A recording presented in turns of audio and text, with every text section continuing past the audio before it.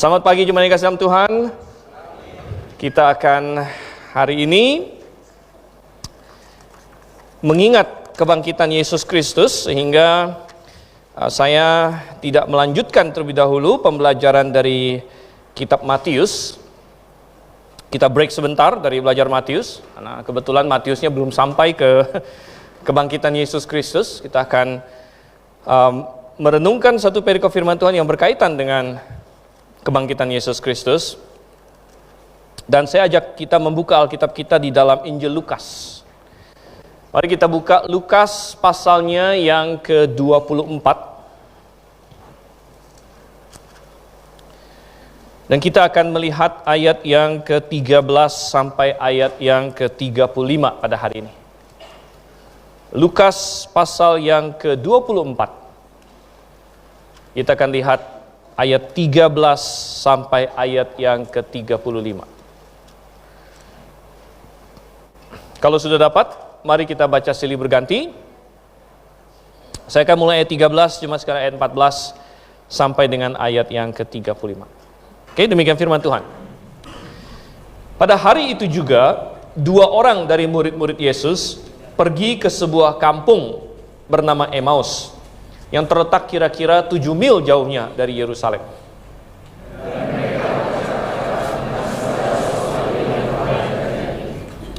Ketika mereka sedang bercakap-cakap dan bertukar pikiran, datanglah Yesus sendiri mendekati mereka, lalu berjalan bersama-sama dengan mereka.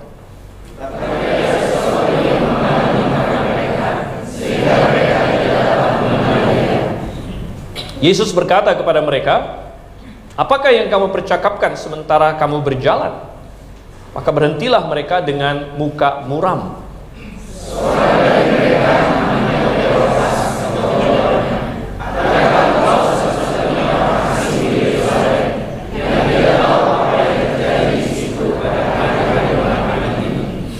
Katanya kepada mereka, "Apakah itu?" Jawab mereka, "Apa yang terjadi dengan Yesus, orang Nazaret? Dia adalah seorang nabi yang berkuasa dalam pekerjaan dan perkataan di hadapan Allah dan di depan seluruh bangsa kami.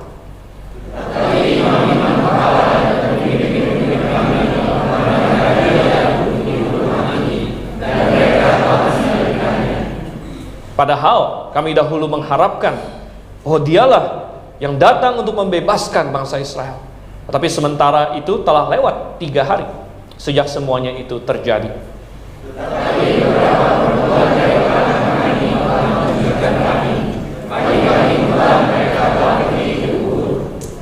Dan tidak menemukan mayatnya. Lalu mereka datang dengan berita bahwa telah kelihatan kepada mereka malaikat-malaikat yang mengatakan bahwa ia hidup.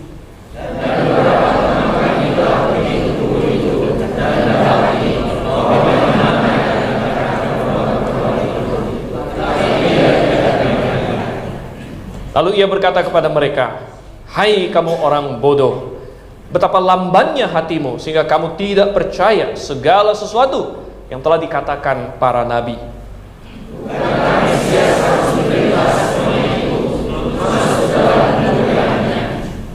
Lalu ia menjelaskan kepada mereka apa yang tertulis tentang dia dalam seluruh kitab suci, mulai dari kitab-kitab Musa dan segala kitab nabi-nabi.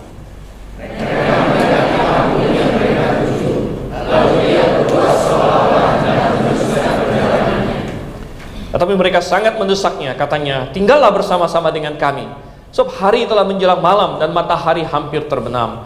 Lalu masuklah ia untuk tinggal bersama-sama dengan mereka.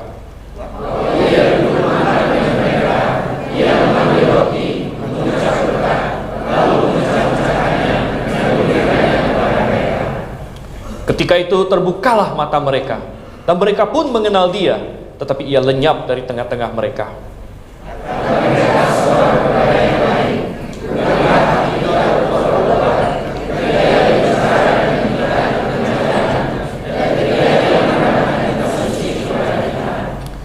Lalu bangunlah mereka dan terus kembali ke Yerusalem. Di situ mereka mendapati ke-11 murid itu. Mereka sedang berkumpul bersama-sama dengan teman-teman mereka.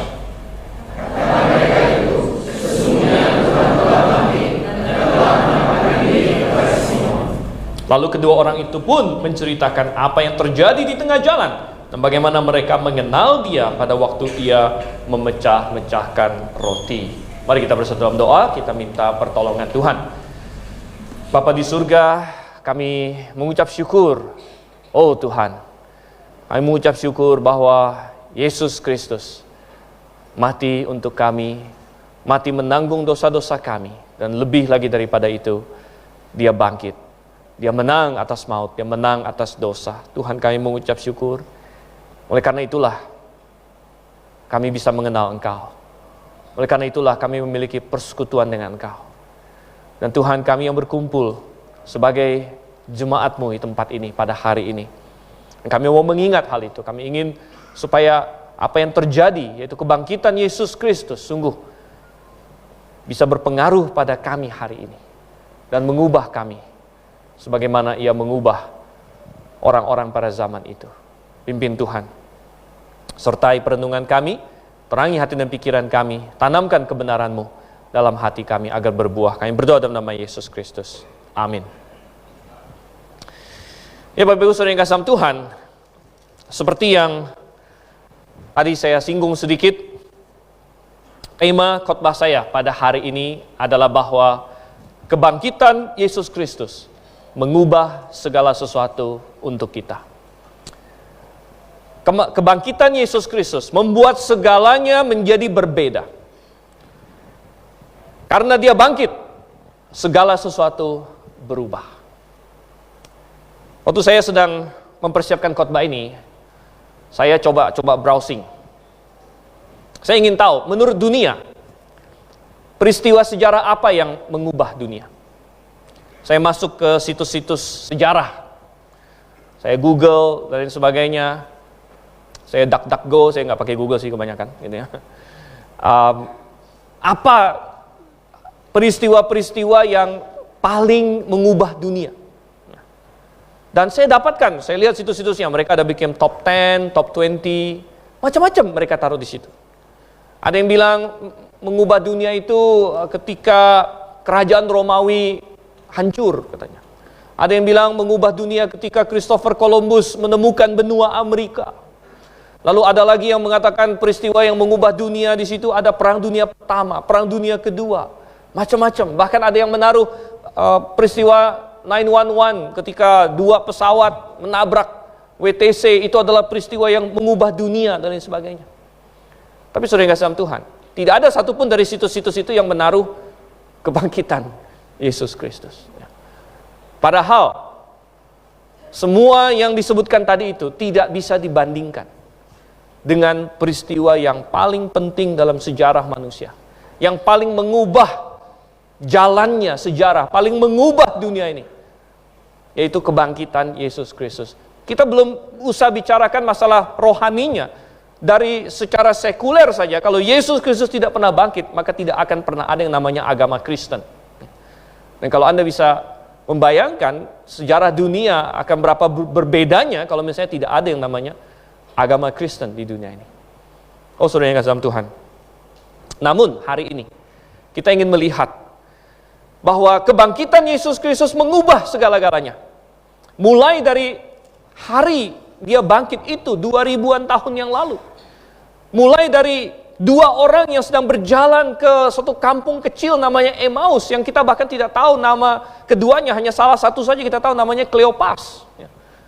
Mulai dari mereka, kebangkitan Yesus sudah mengubah segala-galanya. Dan pertanyaannya adalah bagaimana dengan kita hari ini? Bagaimana kebangkitan Yesus mengubah kita dan mengubah dunia? Nah, kita akan perhatikan ini saudara kasih Tuhan dari ayat-ayat firman Tuhan ini. Apa-apa saja yang diubah oleh kebangkitan Yesus Kristus. Ada beberapa poin yang akan kita renungkan. Yang pertama, saudara kasih Tuhan, kita akan melihat bahwa kebangkitan Yesus mengubah siapa Yesus bagi kita. Kebangkitan Yesus mengubah identitas dia, siapa dia. Siapa dia sebenarnya, terutama bagi saya, bagi Anda, bagi kita semua. Siapa Yesus itu berubah ketika dia bangkit dari antara orang mati. Kita memperhatikan bagaimana dua murid ini, murid Yesus ini, mereka berubah. Kalau kita perhatikan, kita tahu mereka sedang jalan ke Emmaus. Emmaus itu tidak jauh dari Yerusalem. Dan waktu mereka jalan, mereka bicara. Tentu mereka bicarakan banyak hal. Mereka pasti membicarakan apa yang terjadi tentang penyaliban Yesus, penangkapan. Mungkin mereka hampir ditangkap juga dan lain sebagainya. Mereka membicarakan semua itu. Dan tiba-tiba Tuhan Yesus datang, berjalan bersama dengan mereka. Dan Alkitab berkata ada sesuatu yang menghalangi mata mereka sehingga mereka tidak kenal ini Yesus Kristus.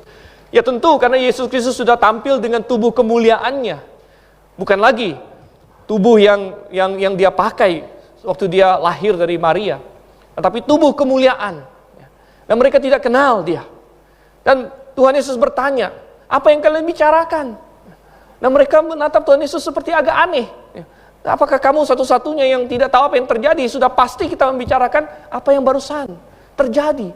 Tapi perhatikan bagaimana mereka menyebut Yesus Kristus di ayatnya yang ke-19 dikatakan di situ. Kalau kita perhatikan, di ayat 19 mereka berkata, apa yang terjadi dengan Yesus orang Nazaret? Kemudian mereka berkata, dia adalah seorang nabi. Dia adalah seorang nabi. Oh saudara yang kasih dalam Tuhan, bagaimanakah dunia menganggap Yesus Kristus? Siapa Yesus Kristus bagi dunia? Ada orang yang menganggap Yesus bahkan tokoh fiktif. Dia tidak percaya Yesus benar-benar ada. Dia percaya Yesus itu seperti Cinderella atau Snow White, begitu, suatu dongeng saja. Tetapi banyak orang yang sadar bahwa sebenarnya Yesus Kristus benar hadir. Yesus Kristus benar ada. Tapi mereka hanya menyatakan dia adalah seorang guru. Dia adalah seorang guru yang baik. Dia mengajarkan moral dan lain sebagainya. Mereka suka dengan pengajaran, beberapa pengajaran Yesus Kristus. Mereka tebang pilih. Ketika Yesus berkata, kasihilah musuhmu. Oh itu saya senang. Saya suka dengan pengajaran yang itu. Mereka pilih-pilih, oh Tuhan Yesus guru yang baik katanya. Tetapi apakah hanya itu saja? Ada yang berkata Yesus adalah nabi, seperti murid-muridnya. Dua orang muridnya berkata, dia adalah seorang nabi katanya. Karena mereka bisa melihat Yesus melakukan mukjizat. Dia adalah seorang nabi. Dan saudara yang kasih dalam Tuhan, sepertinya kita berkata di sini bahwa tadinya dua murid ini mulai berpikir lebih tentang Tuhan Yesus. Karena kita melihat sendiri bagaimana selama 3,5 tahun pelayanan Tuhan Yesus, pengertian murid-murid tentang siapa dia semakin bertumbuh. Sampai puncaknya kita masih ingat di Matius pasal 16, Petrus sebagai yang pertama mengaku, engkau adalah Mesias, anak Allah yang hidup.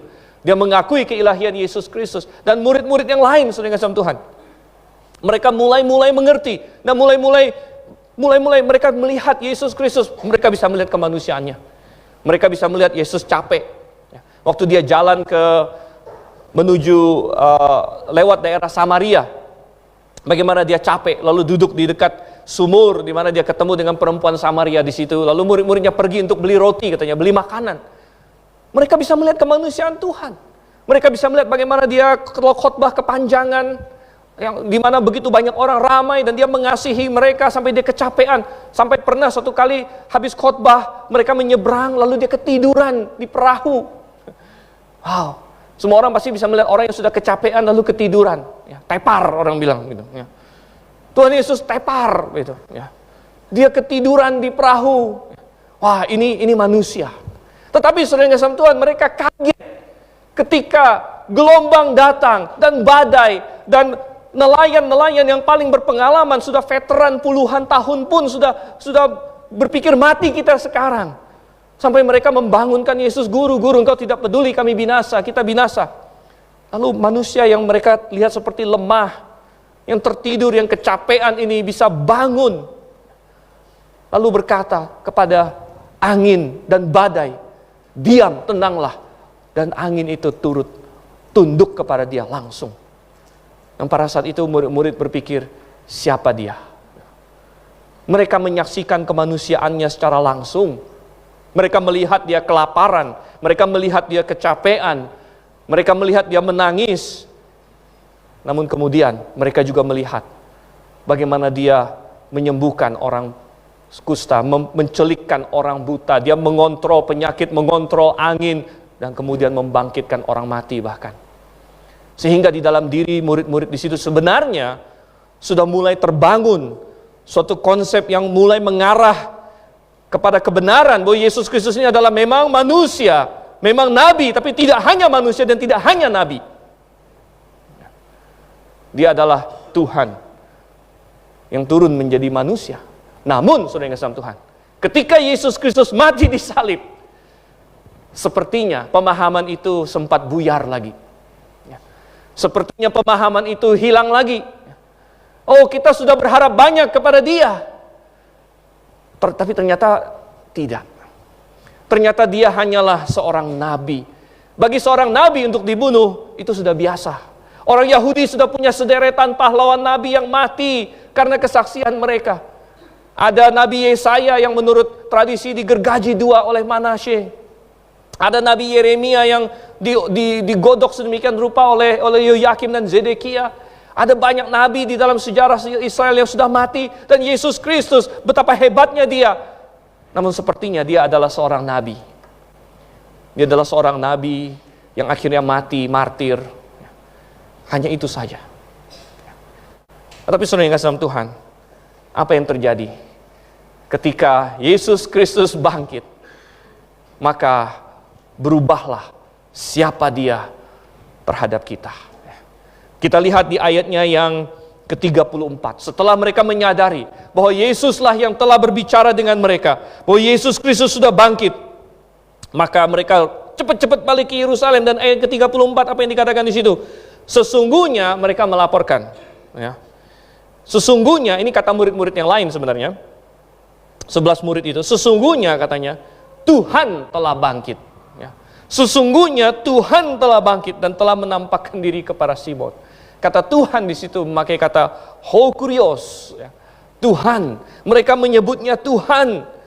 Tadinya mereka murid-murid menyebut Dia nabi, tetapi sekarang Dia adalah Tuhan. Coba kita buka Roma pasal 1. Roma pasal 1 ayatnya yang keempat. Berbicara mengenai Yesus Kristus. Dikatakan dari ayat yang kedua saya bacakan. Dari ayat yang ketiga, maksudnya. Roma 1 ayat 3. Tentang anaknya yang menurut daging diperanakkan dari keturunan Daud. Dan menurut roh kekudusan dinyatakan oleh kebangkitannya dari antara orang mati. Bahwa Ia adalah anak Allah yang berkuasa. Yesus Kristus Tuhan kita. Oh saudara, kebangkitan Yesus tidak membuat Yesus menjadi Tuhan. Karena Yesus sudah Tuhan dari awal. Tapi kebangkitan Yesus menyatakan, membuktikan, memaparkan secara tidak dapat dibantah lagi bahwa Dia adalah anak Allah yang hidup. Dia adalah Tuhan yang turun menjadi manusia, mati dan kemudian bangkit kembali. Oh saudara yang kasih dalam Tuhan. Bahkan ateis-ateis yang sangat membenci kekristenan pun terpaksa mengakui bahwa peristiwa kebangkitan Yesus Kristus memiliki bukti yang jauh lebih banyak daripada semua klaim agama lain. Bahwa kebangkitan Yesus Kristus, kalau diperhadapkan kepada pengadilan, maka bisa dikatakan ada bukti-bukti yang cukup untuk bisa mempercayainya. Mengapa saudara kasih Tuhan? Karena ada saksi-saksinya. Tadi Diaken Jaya mengajak kita baca 1 Korintus 15. Kalau kita baca dari ayat 1 dan sebagainya, Paulus bahkan berkata, ada lebih dari 100 orang bahkan. Ada ratusan orang yang pernah pada satu masa melihat Yesus setelah Dia bangkit. Dan tiap-tiap saksi itu, mereka tidak ada yang mendapatkan uang, tidak ada yang mendapatkan jadi kaya raya. Para rasul, saksi-saksi utama, mereka tidak ada yang kaya raya. Ini bukan scam, ini bukan hoax untuk mendapatkan uang, bukan. Mereka masing-masing membayar harga kesaksian mereka dengan kematian. Mereka mati martir. Mereka menyegel kesaksian mereka bahwa Yesus bangkit, aku melihatnya bangkit. Dengan nyawa mereka. Dan oleh karena itu, ini adalah peristiwa yang benar-benar terjadi. Dan karena ini sudah terjadi, kita bertanya, siapakah Yesus bagi Anda? Siapakah Yesus bagi Anda? Mungkin ada yang duduk di ruangan ini yang masih bimbang tentang siapa Yesus bagi Anda. Mungkin Anda berkata, oh Yesus adalah nabi yang baik. Oh Yesus, saya sudah pernah mendengar tentang Yesus. Dia seorang guru yang baik. Tetapi Yesus mengklaim lebih daripada itu. Dia mengklaim dirinya Tuhan. Dia mengklaim dirinya adalah Allah. Dan dia mengklaim bahwa semua manusia hanya bisa masuk sorga melalui Dia. Maka Anda bertanya, bagaimana saya bisa mempercayai itu? Ya. Maka dia buktikan dengan bangkit dari antara orang mati. Ya. Ini adalah fakta sejarah. Kalau Anda meragukannya, Anda tinggal mengecek. Ada begitu banyak orang yang bisa saya kutip. Ada seorang ateis, namanya Josh McDowell. Josh McDowell dulu seorang ateis. Dan dia berkata, saya ingin buktikan Alkitab salah. Dan dia cari, apa satu poin utama yang orang Kristen percaya yang saya buktikan salah. Dia dapatkan, yang paling penting bagi orang Kristen adalah bahwa Yesus Kristus bangkit. Dan dia bilang, aku akan cek kesalahannya. Lalu dia lihat bukti-bukti, dia baca Alkitab, dia selidiki lain sebagainya. Dan hasilnya apa, saudara kasih Tuhan? Dia bertobat. Hasilnya dia bertobat. Dan dia berkata, ternyata saya bermaksud untuk membuktikan ini salah. Saya dapatkan ini adalah hal yang bisa dipercayai. Bahkan bukti tentang kebangkitan Yesus Kristus lebih kuat daripada banyak hal lain yang diajar di sejarah, yang banyak anak SD terima dengan tanpa mempertanyakan. Kalau misalnya Anda baca di sejarah, misalnya Firaun Ramses, Firaun Amenhotep segala macam, sudah nggak sempat, itu hanya disinggung 1-2 kata saja dalam papirus yang nggak jelas. Bahkan tentang Genghis Khan, tentang apa segala macam, semua bukti-bukti sejarahnya kurang daripada bukti tentang Yesus Kristus. Karena kita hari ini memiliki 5.000 lebih salinan Injil, dan kita memiliki begitu banyak bukti. Ada lagi satu orang namanya Lee Strobel. Belakangan juga dia ada buku-bukunya dan lain sebagainya. Dia adalah seorang wartawan. Istrinya menjadi Kristen. Lalu dia kesel sekali. Dulu waktu saya nikah kamu bukan orang Kristen. Sekarang kamu jadi orang Kristen. Gawat dong saya, katanya. Gitu kan? Bakal diajak ke gereja. Bakal diinjilin nanti sama istrinya. Dia pikir begitu. Lalu dia bilang, saya akan bikin jadi misi hidup saya. Untuk membuktikan kekristenan salah. Supaya istri saya balik lagi. Karena sekarang dia udah selingkuh, katanya. Selingkuh sama kekristenan. Selingkuh sama Yesus Kristus. Dia sekarang mengasihi Yesus, bukan mengasihi saya lagi nomor 1. Saya akan buktikan dia salah. Lalu Lee Strobel, seorang wartawan, sudah terbiasa menyelidiki. Dia cari ini, bukti-bukti segala macam. Hasilnya apa, saudara kasih Tuhan? Dia bertobat. Dia bertobat. Dan dia berkata, ini benar. Jadi, kebangkitan Yesus Kristus mengubah siapa Yesus bagi kita. Dan pertanyaannya adalah, apakah itu sudah berubah pada diri Anda? Sudahkah Anda mengakui siapa dia? Mari kita masuk ke hal yang kedua. Kita kembali ke Lukas pasal yang ke-24 di sini. Bukan hanya kebangkitan Yesus Kristus mengubah siapa Yesus bagi kita, tapi kebangkitan Yesus Kristus mengubah makna firman Tuhan bagi kita. Makna firman Tuhan bagi kita. Perhatikan bagaimana murid-murid sebelum kebangkitan Tuhan Yesus, bagaimana hubungan mereka dengan firman Tuhan dibandingkan dengan setelah mereka mengetahui kebangkitan Yesus Kristus. Sebelum mereka tahu tentang kebangkitan Yesus, di ayat yang ke-25, Tuhan harus memarahin mereka. Kenapa? Tuhan bilang di ayat 25, hai kamu orang bodoh, betapa lambannya hatimu sehingga kamu tidak percaya segala sesuatu yang telah dikatakan para nabi. Jadi, kalau Tuhan Yesus tidak bangkit, maka Alkitab ini hanyalah satu buku kuno. Buku yang sudah ditulis lebih dari 2000 tahun yang lalu. Namun Anda berkata, ngapain saya membaca buku yang sudah ditulis 2000 tahun yang lalu? Ada buku yang 100 tahun lalu saja sudah ketinggalan zaman. Ini sudah ditulis 2000 tahun yang lalu. Bahkan kitab Kejadian ditulis oleh Musa itu 3500 tahun yang lalu. Untuk apa saya membacanya? Atau kalau saya membacanya pun, ya itu karena kebiasaan saja, itu karena ya saya sebagai orang Kristen dan lain sebagainya. Tapi tidak bisa memahaminya. Dan saudara yang kasih Tuhan, itu yang terjadi. Dan murid-murid waktu itu masih ada yang membatasi pikiran mereka. Sehingga Tuhan Yesus berkata, kenapa kalian begitu lamban untuk mempercayai apa yang dikatakan? Karena Alkitab ini tidak bisa dibaca secara netral. Entah Anda membacanya dengan hati percaya, atau Anda akan membacanya, dan kalau Anda menolaknya, maka Anda akan antagonis terhadapnya. Nah, saudara yang kasih Tuhan, Apa yang terjadi sesudah Yesus bangkit? Kita lihat ayatnya yang ke-44. Kita lihat ayatnya yang ke-44. Saya bacakan Lukas 24 ayat 44. Ia berkata kepada mereka, inilah perkataanku yang telah kukatakan kepadamu ketika aku masih bersama-sama dengan kamu, yakni bahwa harus digenapi semua yang ada tertulis tentang aku dalam kitab Taurat Musa dan kitab nabi-nabi dan kitab Mazmur. Ternyata setelah mata dicelikkan dan Tuhan Yesus mencelikkannya, Tuhan Yesus bisa berkata bahwa kitab ini berbicara tentang aku dari awal sampai akhir. Dari Kejadian, dari kitab Taurat Musa sampai kepada kitab terakhir. Ini sebenarnya ada 3 pembagian Alkitab Yahudi. Alkitab Yahudi itu mereka bagi menjadi 3 bagian. Yaitu disebut sebagai Tanakh. Torah adalah Taurat Musa, Nabium kitab nabi-nabi, kemudian Ketubim, tulisan-tulisan suci yang dimulai oleh kitab Mazmur. Maka Tuhan sebut Mazmur di sini. Semua berbicara tentang aku. Maka firman Tuhan menjadi bermakna. Karena apa? Karena ternyata benar. Tadi di 1 Korintus 15 kita membaca Paulus berkata, kalau Yesus Kristus tidak bangkit, maka kami akan terbukti berdusta. Karena kami memberitakan kebangkitannya.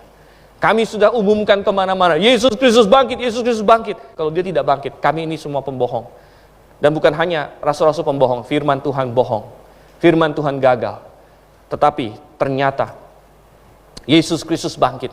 Sehingga Alkitab ini benar. Alkitab ini ternyata sudah menubuatkan tentang Yesus akan mati sejak minimal 1000 tahun sebelumnya. Bahkan sejak di Taman Eden, ketika Tuhan berkata kepada Adam dan Hawa, keturunan perempuan akan meremukkan kepala ular, dan ular akan meremukkan tumitnya. Dari situ, Kalvari sudah dirancang oleh Tuhan. Dan Tuhan kemudian menubuatkannya terus dan terus dan terus, dengan setiap domba yang disembelih, dengan ular yang diangkat tinggi, dengan bahtera Nuh yang dibuat untuk melambangkan keselamatan. Tuhan nubuatkan tentang Yesus yang akan mati dan bangkit kembali. Dan ternyata semuanya benar. Maka saudara kasih Tuhan, makna firman Tuhan akan berubah bagi kita. Ini bukan lagi sekedar kitab biasa. Ini bukan lagi sekedar tulisan biasa. Ini adalah firman Tuhan. Dan isinya adalah kehidupan. Isinya adalah kebenaran.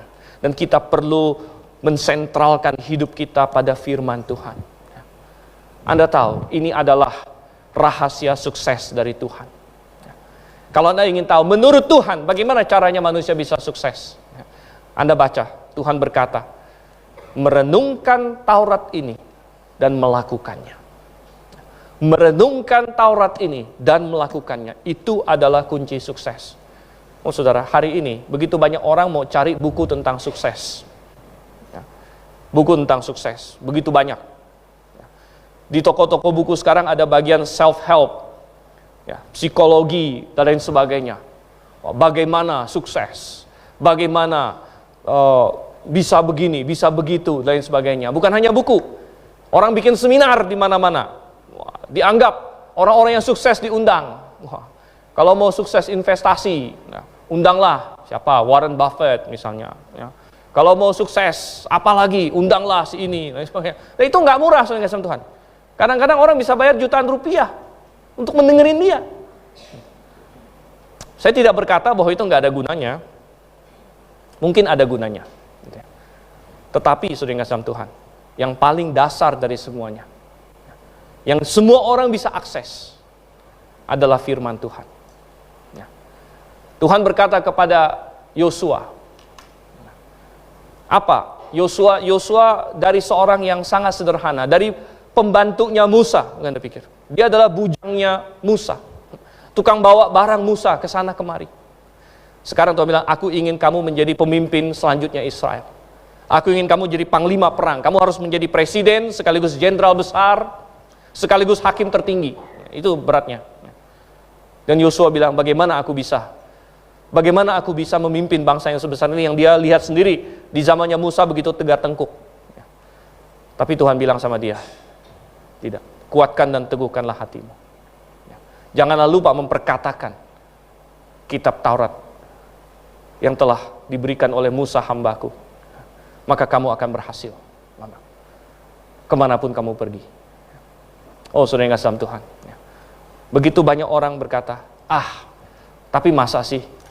Ya, masa sih? Ini di sini sudah tertulis tentang kebangkitan Yesus Kristus. Sebelum itu terjadi, mungkin orang berkata, masa sih? Bahkan murid Tuhan Yesus pun berkata demikian. Tuhan Yesus sudah berkali-kali katakan, aku akan dibunuh, aku akan bangkit lagi hari yang ketiga. Pas kejadian, mereka masih bingung-bingung. Sampai Tuhan bilang, kenapa kamu begitu lamban untuk mempercayai apa yang tertulis? Apakah kita hari ini lamban untuk mempercayai apa yang tertulis di sini? Tentang rahasia kehidupan. Tentang bagaimana kita harus hidup sesuai dengan firman Tuhan. Bahwa kuncinya adalah kita berada di dalam firman-Nya, membacanya setiap hari. Berapa banyak yang membaca firman Tuhan setiap hari? Jadikan itu suatu kebiasaan. Jadikan itu suatu keharusan dalam hidup kita. Jadikan itu sesuatu yang kita tidak lupa, seperti kita tidak akan lupa makan. Anda berkata, saya tidak punya waktu. Kita semua punya waktu. Apakah Anda karena tidak punya waktu, jadi tidak akan makan? Oh, kalau makan sih, kalau perut sudah memanggil, apa daya, gitu kan? Ya. Udah kriuk, gitu kan? Ya. Secara otomatis, natural sudah dipanggil, begitu. Ya. Oke? Ya. Tapi bagaimana dengan kebutuhan rohani Anda? Ini sesuatu yang penting sekali. Firman Tuhan, maknanya menjadi berubah, menjadi relevan bagi kita. Sekarang kita kembali lagi ke Lukas pasal yang ke-24, saudara yang kasih Tuhan. Dan kita melihat sekarang perubahan yang ketiga. Kebangkitan Yesus Kristus mengubah siapa Yesus bagi kita. Kebangkitan Yesus Kristus mengubah makna firman Tuhan bagi kita. Ketiga, kebangkitan Yesus Kristus mengubah arah hidup kita. Mengubah arah hidup kita. Dua orang ini, ketika Yesus mati, mereka pikir misi kita sudah gagal. Kita baca sendiri, tadi mereka bilang apa? Di ayat yang ke-20, ayat 21, padahal kami dahulu mengharapkan bahwa dialah yang datang untuk membebaskan bangsa Israel. Mereka adalah termasuk rombongan yang ikut Tuhan Yesus masuk Yerusalem. Dan belum sekitar semingguan yang lalu, mereka masuk Yerusalem, dan mereka disambut dengan gegap gempita. Katanya orang-orang mematahkan itu daun-daun palem. Yesus naik keledai, lalu mereka bersorak-sorak Hosana bagi anak Daud dan sebagainya. Mereka pikir, wah, ini kita sedang dalam revolusi ini, ya. Kita akan menang. Tuhan Yesus akan mengubah Israel dan sebagainya. Dia akan jadi raja. Ini ya kalau rasul jadi menteri lah. Kita jadi apa ya? Entah ditjen apa begitu ya. Kamu jadi apa, Kleopas misalnya gitu kan. Tapi sekarang sudah gagal. Jadi untuk apa lagi di Yerusalem? Yerusalem adalah pusat musuh-musuh mereka. Yerusalem adalah tempat Pilatus, tempat imam besar Hanas dan Kayafas yang menangkap Tuhan Yesus. Untuk apa mereka ada di Yerusalem kalau begitu? Mereka berpikir sudah tamat. Kalau gitu kita harus balik. Pulang masing-masing ke kampung masing-masing. Kleopas mungkin kampungnya Emmaus. Dia bilang sama temannya, ya kita balik kampung lah, gitu ya. Kita ke Emmaus. Mereka pulang ke Emmaus. Hari Minggu mereka jalan ke Emmaus. Mereka jalan ke Emmaus. Padahal mestinya mereka bersama dengan murid-murid yang lain. Mereka mestinya sedang kebaktian bersama murid-murid yang lain. Tapi Minggu pagi jalan-jalan ke Emmaus. Jangan-jangan ada yang seperti itu juga, gitu kan? Hari Minggu mestinya kebaktian, jalan-jalan, bukan ke Emmaus lagi, ya. Jalan-jalan macam-macam, jalan-jalan ke taman mini, jalan-jalan ke taman safari, taman apa lagi? Di mana Emmaus kamu? Sampai akhirnya Tuhan Yesus datang. Kemudian apa yang terjadi? Tuhan Yesus datang. Tuhan Yesus berjalan bersama mereka. Kemudian Tuhan Yesus menyatakan diri kepada mereka. Hei kalian yang berpikir bahwa aku sudah selesai, aku belum selesai. Aku bangkit. Dan misi kalian belum selesai. Dan mereka menyadari siapa dia ketika dia memecah-mecahkan roti. Dan apa yang kita baca. Tadinya Mereka sudah mau tidur. Bahkan mereka tahan Tuhan Yesus seperti mau jalan terus. Mereka bilang, jangan, sudah malam, sini tidur sama kami. Nginap di rumah kami. Tapi Tuhan Yesus menghilang. Dan mereka tidak jadi ke Emmaus. Mereka langsung malam itu juga balik lagi ke Yerusalem. Rencana berubah. Kita tidak jadi ke Emmaus. Arah hidup mereka berubah, saudara yang kasih Tuhan. Karena kebangkitan Yesus Kristus. Saudara, sudahkah arah hidup Anda berubah? Perubahan yang paling besar karena kebangkitan Yesus Kristus adalah tadinya hidup saya menuju neraka, tetapi sekarang hidup saya menuju sorga. Ini adalah perubahan terbesar. Karena kebangkitan Yesus adalah sentral kepada keselamatan. Coba kita buka Roma pasal 10. Roma pasal 10, ayat yang sangat indah, ayat yang favorit, ayat yang merupakan penghiburan kita, janji kepada kita. Roma pasal 10, ayat 9. Ayat 9 dan 10. Apa dikatakan di situ? Sebab jika kamu mengaku dengan mulutmu bahwa Yesus adalah Tuhan. Jadi ini siapa dia? Dan percaya dalam hatimu bahwa Allah telah membangkitkan dia dari antara orang mati. Berarti percaya Yesus sudah mati untuk dosa-dosa kita dan dibangkitkan. Allah telah membangkitkan dia dari antara orang mati, maka kamu akan diselamatkan. Karena dengan hati orang percaya dan dibenarkan, dan dengan mulut orang mengaku dan diselamatkan. Tidak ada seorang pun yang bisa diselamatkan tanpa mempercayai kebangkitan Yesus Kristus. Dan kalau Yesus tidak bangkit, maka tidak akan ada ayat ini dan tidak akan ada keselamatan. Dan saudara yang kasih Tuhan, tetapi Yesus sudah bangkit. Pertanyaannya adalah, sudahkah itu mengubah arah hidupmu? Nomor satu dalam hal keselamatan. Bahwa tadinya, saya menuju neraka. Saya adalah orang yang akan masuk neraka. Karena dosa-dosa saya. Ini adalah firman Tuhan. Murka Tuhan nyata atas manusia. Namun karena Yesus Kristus, maka sekarang saya berubah. Saya menjadi orang yang akan masuk sorga. Bukan karena kehebatan saya. Oh, saya tidak hebat. Namun karena Yesus mati dan bangkit untuk saya. Saudara yang kasih Tuhan, ini adalah perubahan terbesar. Tetapi perubahan ini tidak hanya masalah menuju neraka lalu berubah menjadi sorga. Tetapi pasti mengubah kehidupan yang ada di dunia saat ini juga. Karena sekarang kita sudah berubah. Karena tujuan rohani kita sudah berubah, maka perjalanan fisik kita juga pasti berubah. Berbarengan dengan itu. Kita sekarang menjalani hidup bukan lagi untuk diri kita sendiri. Ketika kedua murid ini, mereka pergi ke Emmaus. Mereka berpikir, sudah selesai hubungan kita dengan Yesus. Dia sudah mati. Pengharapan kita sudah dikuburkan. Bersama dengan paku-paku Romawi dan batu besar yang menutupi kuburannya, sudah terkubur pengharapan kita semua. Tetapi kemudian Yesus bangkit. Dan tadinya mereka ke Emmaus. Kenapa? Ya karena sudah tidak perlu pikirin lagi. Tuhan Yesus mau ngapain? Tidak usah dipikirin lagi. Karena Tuhan Yesus sudah mati. Yesus sudah mati. Mereka belum sebut dia Tuhan bahkan. Yesus sudah mati. Jadi untuk apa mikirkan Yesus? Itu hanya memori. Itu hanya kenangan. Itu hanya penyesalan. Aduh, kenapa orang-orang Yahudi kok dia padahal nabi yang hebat, tapi dia sudah tamat. Jadi untuk apa kami melakukan sesuatu demi dia? Tidak ada gunanya. Tidak ada instruksi lebih lanjut. Ya sudah, kita masing-masing cari jalan masing-masing. Kita ke Emmaus. Tapi saudara yang kasih Tuhan, ketika Yesus Kristus bangkit, semuanya berubah. Oh, ternyata Yesus belum tamat. Ternyata dia masih punya pesan untuk kita. Ternyata sampai mereka bilang kita harus lagi ke Yerusalem. Pada malam-malam sudah kasih Tuhan. Waktu itu tidak bisa pesan Grab. Tidak bisa pesan ini. Tolong Mas Grab Yerusalem. Gitu. Mereka harus jalan kaki. Saya yakin mereka bukan jalan lagi. Mereka setengah berlari. Katanya berapa di situ? 7 mil. Oh 7 mil masih bisa dilarikan. 7 mil itu kalau dikilometerkan ya kali 1,6 ya. 10-an kilometer lebih lah gitu ya. 11 kilometer mungkin. Saya nggak tahu mereka lari atau apa gitu ya.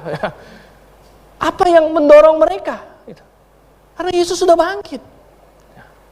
Maka semua berubah. Dia adalah Tuhan. Dia berhak untuk memerintahkan saya.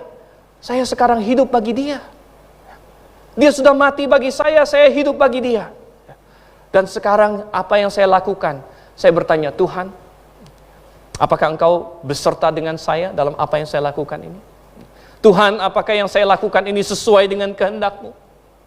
Karena Engkau punya misi bagi saya di dunia ini. Coba kita buka Galatia pasal 2. Galatia pasal 2. Kita baca ayatnya yang ke-19.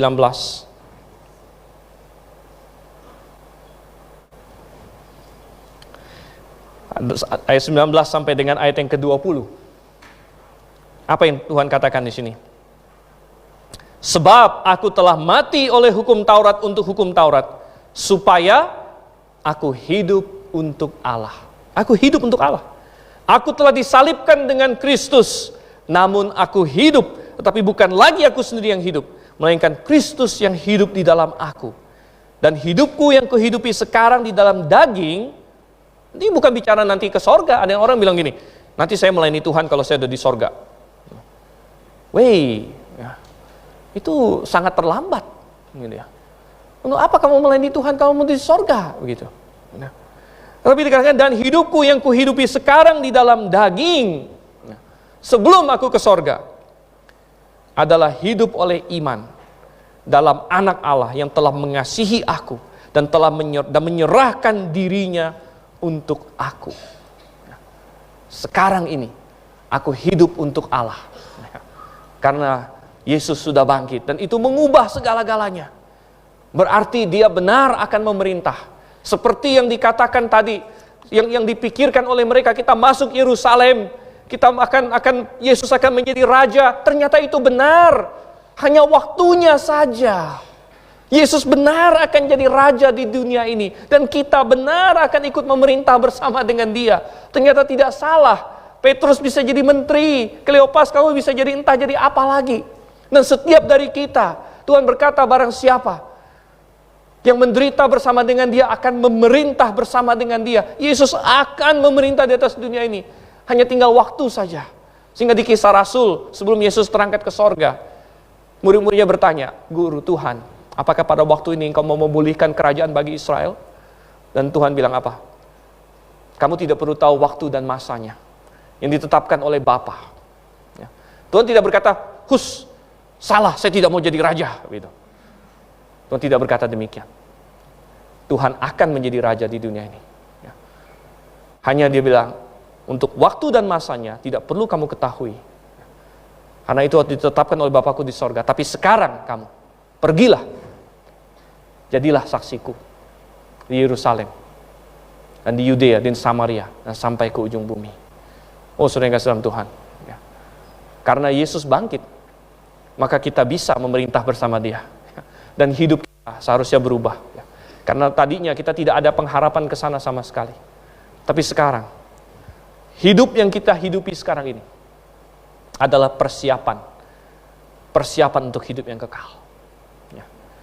Kita sekarang menjalani hidup ini, mempersiapkan suatu hari nanti, saya akan bersama dengan Kristus selama-lamanya. Maka itu berarti suatu perubahan yang besar. Kita kembali lagi ke dalam Lukas pasal yang ke-24, saudara kasih Tuhan. Kita sekarang melihat perubahan yang keempat. Perubahan yang pertama adalah kebangkitan Yesus mengubah siapa Yesus bagi kita. Dia mengubah makna firman Tuhan bagi kita. Dia mengubah arah dan tujuan hidup kita. Dan yang keempat, saudara kasih Tuhan, kebangkitan Yesus mengubah penderitaan kita. Mengubah penderitaan kita. Kalau kita baca tadi, perhatikan, sebelum mereka ketemu dengan Tuhan Yesus, kedua orang ini muram katanya. Perhatikan ayat yang ke-17. Ya. Yesus bertanya kepada mereka, apakah yang kamu percakapkan sementara kamu berjalan? Maka berhentilah mereka dengan muka muram. Ya. Mereka penuh dengan kesedihan. Mengapa? Orang yang mereka kasihi mati. Mereka mengasihi Yesus Kristus. Secara manusiawi mereka mengasihi Yesus. Mereka menghormati Yesus Kristus. Yesus mati. Bukan hanya Yesus yang mati. Mungkin investasi mereka anggap mati juga gitu. Karena mereka sudah invest pada Tuhan Yesus. Mereka sudah meninggalkan banyak hal, mau ikut Tuhan Yesus. Ya. Tapi sekarang sepertinya hilang semua. Ya. Harapan mereka sepertinya hilang. Tidak heran bahwa mereka muram, mereka sedih. Belum lagi mereka mungkin diteror, dikejar-kejar, dan lain sebagainya. Tetapi itu semua berubah ketika Yesus Kristus bangkit. Dan ternyata setelah Yesus bangkit, apakah Yesus benar pernah mati? Ya memang, itu tidak menghilangkan itu. Yesus memang tetap mati, tapi sekarang sudah bangkit. Jadi, kebangkitan Yesus Kristus bisa mengubah penderitaan kita. Bisa mengubah apa yang kita alami. Karena kita melihatnya dengan kacamata yang baru. Yesus memang mati. Tapi ternyata dia bangkit setelah itu. Kita bisa melihat kematiannya dengan kacamata yang berbeda. Oleh karena itu hari ini, ketika kita memperingati kematian Yesus Kristus, kita memperingatinya dengan sukacita. Tidak seperti pada malam waktu Yesus benar-benar ditangkap itu, semua murid ketakutan. Semua murid lari, semua murid, wow mungkin kalau mau menangis, Petrus menangis terseduh-seduh. Terutama karena dia menyangkal Yesus. Tapi hari ini, kalau kita mengingat kematian Yesus, kita ingat dengan sukacita. Mengapa? Karena kita melihatnya dengan kacamata kebangkitan. Saudara, sudahkah kebangkitan Yesus mengubah hidup kita sedemikian rupa, hidup Anda sedemikian rupa, sehingga segala apa yang kita derita pun berubah, karena kita melihatnya dengan kacamata kebangkitan Yesus Kristus. Mungkin ada di antara kita yang mengalami kematian, kehilangan orang yang kita kasihi. Oh, itu banyak terjadi, itu manusiawi, apalagi beberapa tahun ini dalam pandemi dan lain sebagainya. Mungkin ada orang yang kita hilang, karena dia pergi dari kita. Dan kita sangat sedih, kita sangat kehilangan. Tetapi apakah kita bisa melihatnya dari sudut kacamata kebangkitan? Kita bertanya, Tuhan di mana Engkau? Tuhan berkata, 2000 tahun yang lalu aku sudah ada di bumi. Dan sama seperti orang yang Engkau kasihi mati, aku pun mati. Tetapi aku bangkit. Aku bangkit. Dan engkau harus melihat itu dari kacamata kebangkitanku. Dan kalau Anda adalah orang percaya, dan ada orang percaya yang meninggal dunia, maka kita bisa melihat, oh, kita menantikan kebangkitan. Kita menantikan suatu hari akan berjumpa kembali. Karena Yesus Kristus sudah bangkit. Selain kematian, saudara sama Tuhan, mungkin ada hal-hal lain lagi yang mengingatkan kita akan kematian. Setiap kali kita sakit, kita teringat akan kematian. Kita teringat akan kelemahan diri kita. Dan itu bisa membuat kita down, itu bisa membuat kita depresi. Apalagi kalau kita kena penyakit segala macam. Ya mungkin kalau penyakit pilek dan sebagainya oke lah. Tapi bagaimana kalau kena penyakit berat? Apalagi misalnya orang masih muda, kena penyakit berat. Mungkin berpikir, apa yang terjadi? Saya sendiri merasakan juga. Karena beberapa tahun lalu saya kena gout, saudara. Padahal selama saya muda itu saya merasa saya sehat, orang yang sehat-sehat punya begitu. Lari sana, lari sini segala macam, nggak ada sakit apa begitu. Tiba-tiba saya pikir baru umur 40, waduh, udah kakinya udah kesakitan begini, apa jadinya saya pikir begitu kan. Sempat berpikir, aduh kenapa ya? Lalu berpikir, ya ternyata memang benar. Saya selidiki secara medis. Tren manusia makin lama, makin banyak penyakit degeneratif itu makin muda. Orang zaman dulu, kayak misalnya penyakit jantung, diabetes, asam urat segala macam, itu umur 60-an. Gitu. Kanker, ya 60, 70. Gitu. Tapi sekarang kita melihat semakin banyak orang-orang muda kena begitu-begituan. Orang muda kena kanker. Bagaimana kalau saya kena vonis, Anda kena kanker, Tuhan? Kenapa pada usia muda? Atau pada usia berapapun lah, gitu kan? Mau muda, mau sudah berusia, saya kena kanker. Atau saya kena diabetes pada saya masih muda. Masih umur sekian, masih minum obat seumur hidup. Tuhan, bagaimana ini? Kena kolesterol, asam urat, segala macam. Sebenarnya, kenapa makin lama makin muda? Ini sebenarnya ada ilmunya juga. Sebenarnya adalah karena bertentangan dengan evolusi. Evolusi berkata bahwa manusia itu makin lama makin hebat. Makhluk hidup itu makin lama berevolusi makin canggih. Tapi sebenarnya yang tidak mau mereka akui dan yang makin hari makin jelas adalah ternyata manusia itu makin lama makin lemah. Kenapa? Karena dari satu generasi ke generasi lain, gen kita itu mengalami mutasi. Jadi dari satu generasi ke generasi lain, ada mutasi-mutasi pada gen kita, sehingga anak kita itu pasti punya gen yang lebih lemah dari kita sebenarnya. Gitu ya. Lebih parah lagi kalau misalnya menikah yang terlalu dekat, misalnya menikah dengan saudara, namanya incest. Maka hasilnya banyak yang cacat. Kenapa demikian? Karena kalau incest itu gen yang lemah yang saya punya, yang saya turunkan, ketemu dengan anak saya yang lain lagi, gennya lemah juga. Lemah ketemu lemah ya cacat. Gitu. Sebenarnya mau sedikit lebih sehat itu harus menikah yang sukunya agak jauh sedikit. Makanya Indonesia bagus juga begitu ya. Yang ini. Jadi ini. Nah, saudara yang kasih Tuhan, ya, makanya Yakub, dan ini bukan baru sekarang, ini sudah dari dulu. Anda ingat waktu Yakub ditanya Firaun, dia lihat Yakub ini udah tua banget. Lalu Firaun tanya sama Yakub, bapak ini berapa umurnya? Wah, Yakub kan udah tua gitu kan. Lalu Yakub bilang apa? Dia sengaja bilang gini, umurku ini sedikit katanya, gitu ya. Dan pendek dibandingkan umur bapak leluhurku. Aku baru umur 130 tahun. Mungkin Firaun kaget. Wah, 130 tahun. 130 tahun. Ya. Tapi memang benar, Yakub bilang dibandingkan dengan Ishak sampai umur 180. Abraham sampai umur 175. Yakub waktu ketemu Firaun 130, dia mati 147. Berarti semakin turun. Kalau kita baca setelah air bah, umur manusia itu semakin turun. Mengapa? Karena ada masalah genetika tadi itu. Ya tentu juga ada environment yang berubah, ada banyak faktor lah. Tapi salah satu faktor utama adalah genetika. Ya. Genetika manusia semakin menurun. Ya. Dan sebenarnya makin turun. Terakhir ini kita sempat naikin sedikit karena teknologi modern. Ya. Karena teknologi modern kita bisa menaikkan sedikit angka harapan hidup. Ya, sehingga terakhir agak naik sedikit lagi. Ya.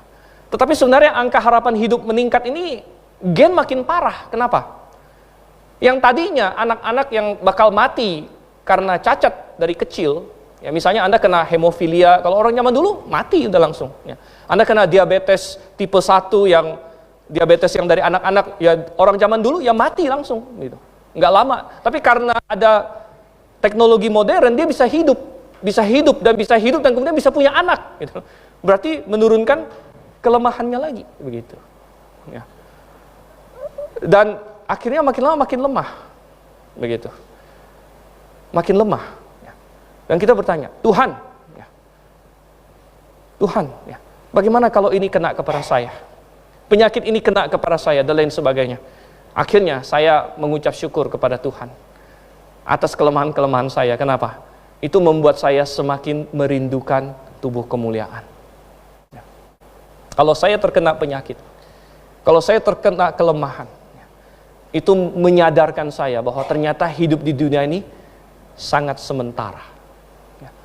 Dan saya tidak boleh menaruh semua pengharapan saya kepada yang sekarang ini. Ya.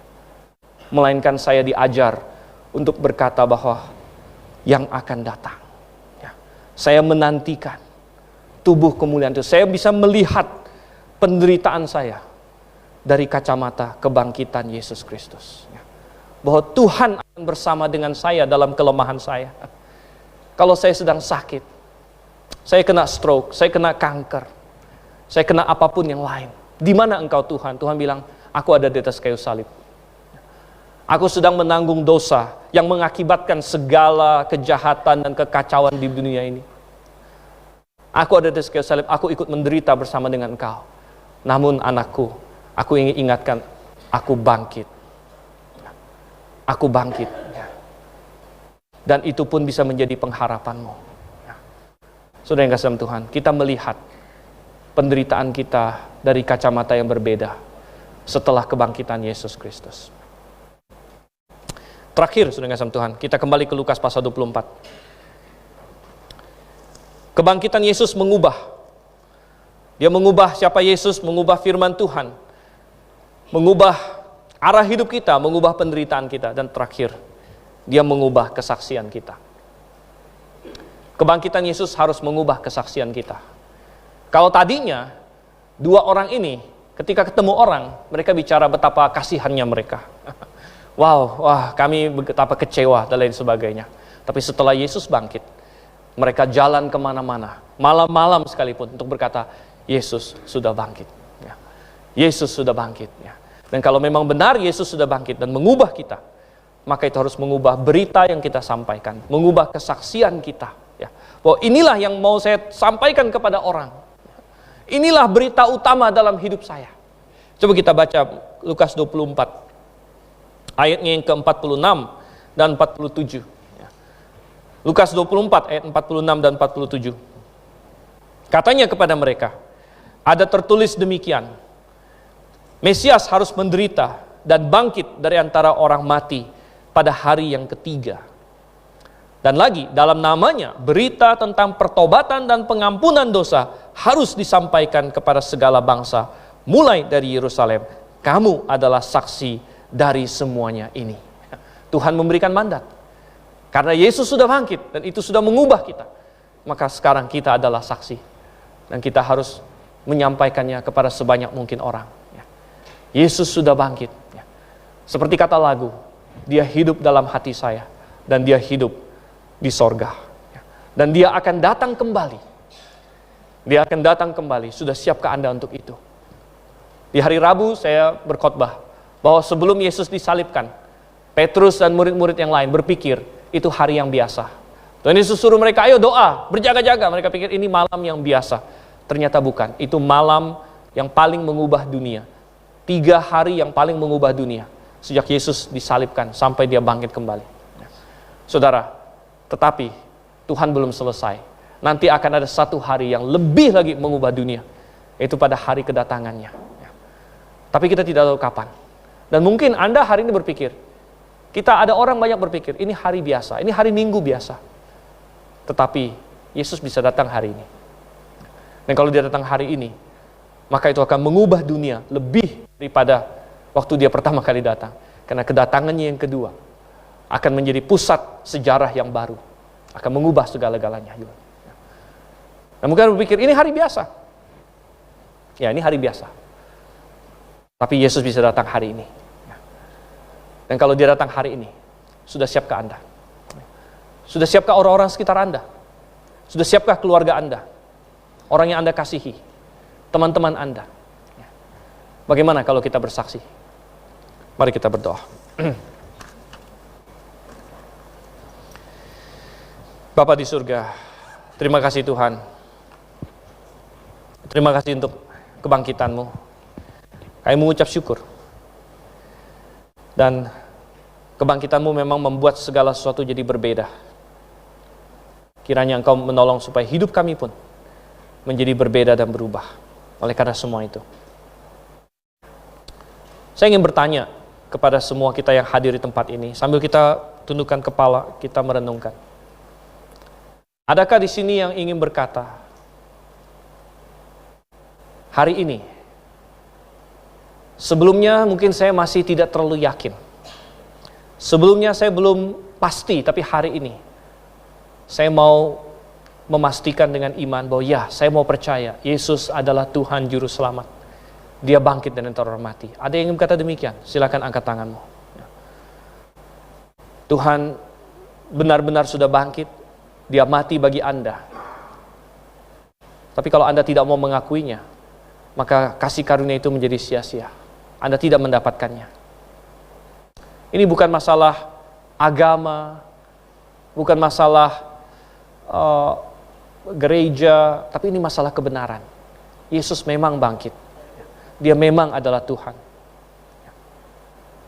Hanya Anda mau mengakui atau tidak. Siapa adakah di tempat ini yang ingin berkata, saya hari ini, kalau sebelumnya saya mungkin masih ragu-ragu, tapi saya hari ini mau percaya kepada Yesus dengan segenap hati. Saya percaya Dia Tuhan yang bangkit. Adakah yang ingin berkata demikian?